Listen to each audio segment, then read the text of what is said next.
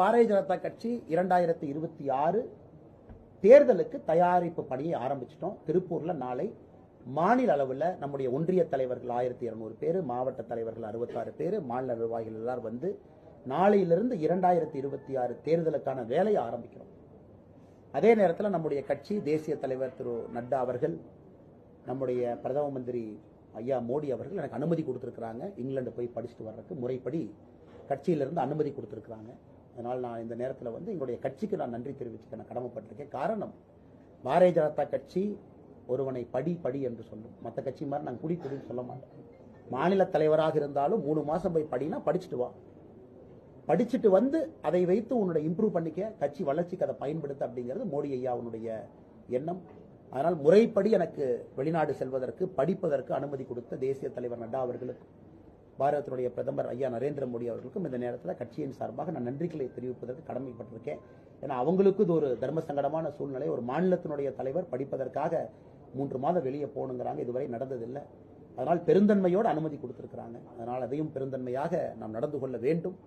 படித்து முடித்துவிட்டு நம்முடைய சக்தி எல்லாம் இந்த கட்சியினுடைய வளர்ச்சிக்கு இன்னும் வேகமாக பயன்படுத்த வேண்டும். அதை ஒரு செய்தியாக உங்களுக்கு சொல்லிக்கிறோம்.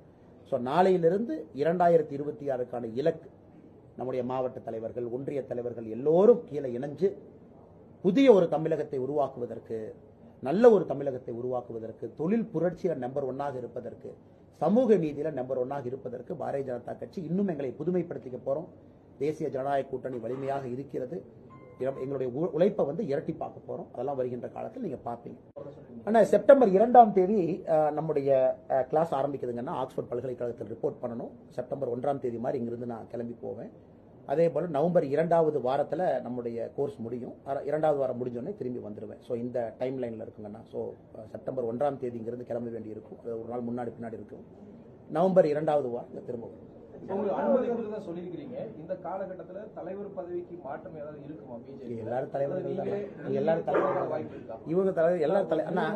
அண்ணா அதாவது பிஜேபி கட்சியினுடைய அடிப்படை சித்தாந்தம் என்னன்னா, ஒரு குடும்பத்தில் பிறந்துட்டாங்க ஒரு தலைவர். உதாரணத்துக்கு 40 ஆண்டுகளுக்கு மேல கலைஞர் கருணாநிதி ஐயா வந்து திமுகவோட தலைவர்.